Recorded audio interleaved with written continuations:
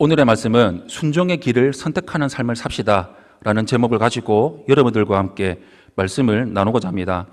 놀라운 하나님의 복을 누리는 삶을 삽시다. 신명기 강의 70번째 시간입니다. 부모는 자식이 행동을 고치지 않고 자기 멋대로 살아가려고 하면 징계를 합니다. 남의 자식이 잘못하면 때리지 않습니다. 그러나 나의 자녀, 자기의 자녀가 자꾸 나쁜 길로, 악의 길로 간다면 부모는 결국에 회초리를 들게 됩니다.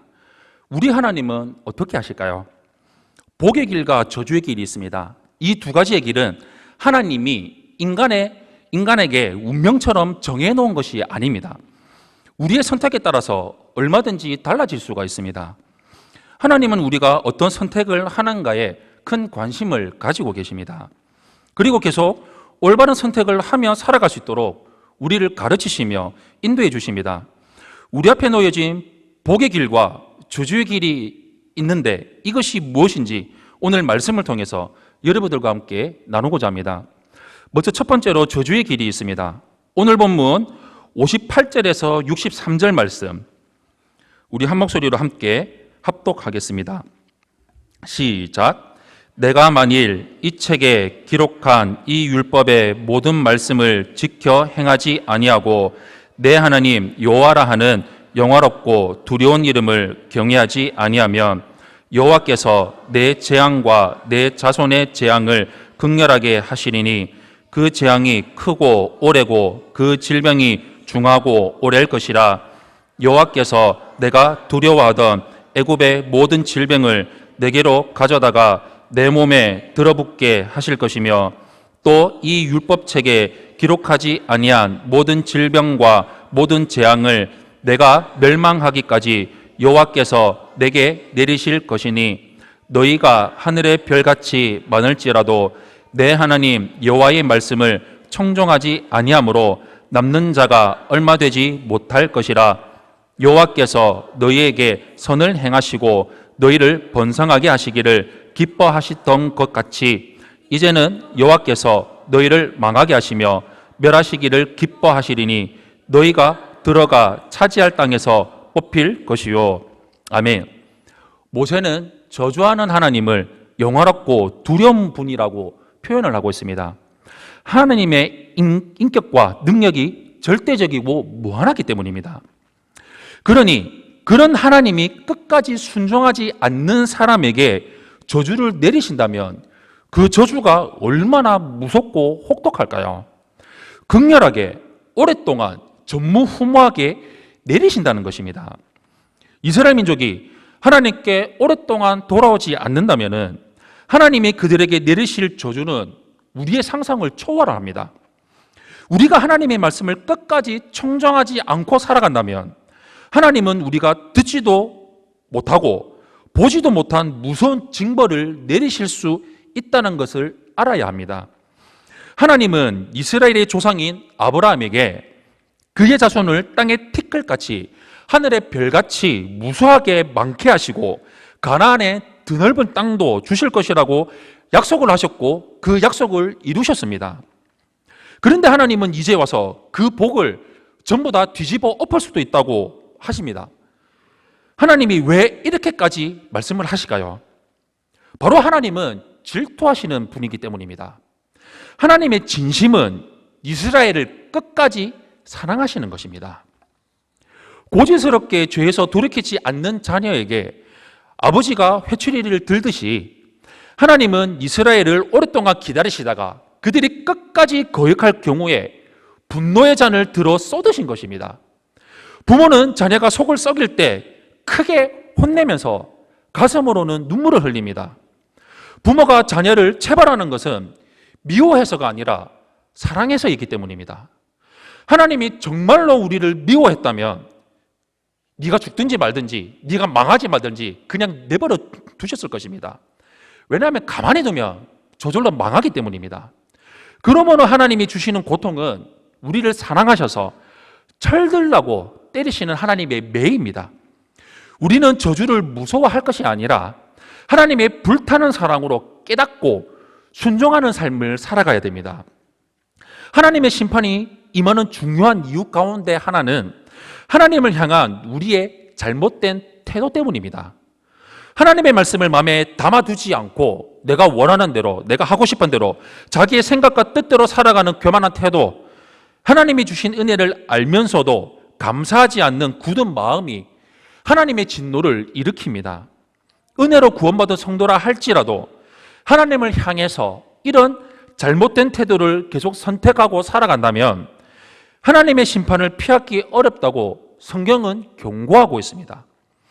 평안하다고 안심하던 삶에 한순간에 온갖 질병과 재앙과 그리고 실패와 멸망이 찾아오게 될 것입니다.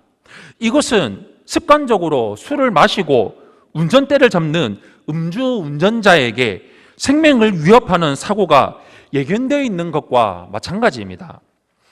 음주운전자가 몇 번은 사고 없이 무사하게 운전하고 귀가를 했을 것입니다.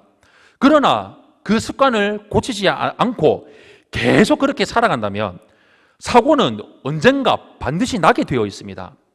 만약에 우리 주위에 이렇게 마음대로 살아가고 어리석은 행동을 하는 사람들이 있다면 우리는 그를 말리고 꾸짖고 책망해서 하지 않도록 경고하고 알려줘야 됩니다. 하나님이 신명기의 말씀을 통해서 주신 심판의 경고가 바로 이런 것입니다. 불순종을 통해서 임하게 될 불행한 일들을 피하고 속히 바른 길, 의의 길로 돌아올 수 있도록 당신의 사랑하는 백성을 재촉하는 것입니다. 우리는 하나님 앞에서 우리 자신을 깊이 돌아보아야 됩니다. 그리고 우리 삶에 자리 잡은 불순종을 털어내고 하나님이 준비해 두신 복된 길로 나아가야 됩니다.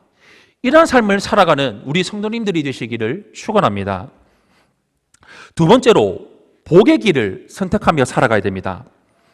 신명기의 말씀은 복의 길과 저주의 길이 무엇인지를 반복적으로 설명하고 확인시켜 주고 있습니다. 우리가 잘 아는 것처럼 복의 길은 성경에 기록된 율법의 모든 말씀을 전심으로 지키고 행하며 하나님을 경외하는 것입니다. 하나님의 백성은 하나님의 통치 가운데 살기를 기뻐하고 기쁨으로 결심하고 공개적으로 고백하며 결심한 사람들입니다. 이런 믿음의 선택에는 반드시 신실한 책임이 뒤따라야 됩니다. 그렇다면 우리가 끝까지 신실하게 지켜야 될 계명은 무엇일까요? 첫째는 마음과 성품과 힘을 다해서 유일하신 참 하나님을 사랑하는 것입니다. 살다 보면 삶의 형편이 좋을 때도 있고 나쁠 때도 있고 그렇지 못할 때도 있고 좋지 못할 때도 있습니다. 우리가 어떤 상황에 있든지 어떤 환경에 있든지 오직 하나님만을 바라보고 하나님만을 의지하고 신뢰하는 믿음으로 무장해서 살아가야 됩니다. 둘째로는 우리 이웃을 내 몸과 같이 사랑하는 것입니다. 우리의 믿음은 단순하게 입술로의 고백으로 머물러 있어서는 안 됩니다. 우리의 믿음은 사랑으로 역사하는 믿음이 되어야 됩니다. 특별히 우리 주변에 약하고 힘들고 어려운 사람들이 있다면 그들을 향해 찾아가서 우리의 사랑을 전파하면서 도와주는 삶을 살아야 됩니다. 이렇게 하나님의 계명에 순종하는 사람들에게 하나님은 당신과 깊은 관계 안에서 보호하겠다고 약속하셨습니다. 또 필요를 공급해 주시겠다고 말씀하고 약속하셨습니다. 평화와 안식 가운데 다른 사람들을 돌볼 수 있도록 넘치는 은혜와 복을 우리에게 허락해 주셨습니다. 이 약속을 믿음으로 취하며 살아가는 성도님들이 되시기를 축원합니다. 사랑하는 성도 여러분, 하나님께 불순종하는 사람의 마지막은 멸망입니다. 그러나 기억하시기를 바랍니다. 하나님이 불순종하는 사람에게 극심한 고통과 저주를 내리신다고 해도 그것은 하나님의 본심이 아니라는 것입니다. 뒤집어서 말한다면 하나님의 징벌과 저주는 철없는 아들을 향한 자비로운 아버지의 매입니다. 하나님이 저주하시는 본심을 우리가 깨닫고 순종하며 살아간다면 하나님이 기쁨과 사랑으로 주시는 복을 풍성하게 받으며 살아갈 수 있습니다. 하나님께 순종하는 사람에게는 하나님의 백성이라는 정체성이 자리를 잡고 있습니다. 하나님이 선택하셔서 왕같은 제사장이고 거룩한 백성으로 불러주셨다는 확신을 가져야 순종하는 삶을 살아갈 수 있습니다. 먼저 우리에게 주신 거룩한 신분을 깨닫고 그 신분에 합당한 삶을 살아갈 수 있도록 기도하며 하나님을 의지하며 살아가는 삶을 살아가기를 바랍니다. 이런 삶이 무슨 삶입니까? 바로 하나님이 나의 주인이십니다라고 고백하며 살아가는 삶입니다. 그것이 하나님이 나의 선한 목자, 나의 주인 되신 삶, 나의 주인인 삶, 그 주인의 음성을 듣고 따르며 순종하며 살아가는 삶인 것입니다. 우리 평생토록 이와 같은 삶을 이루며 살아가는 우리 성도님들이 되시기를 예수님 이름으로 축원합니다. 아멘.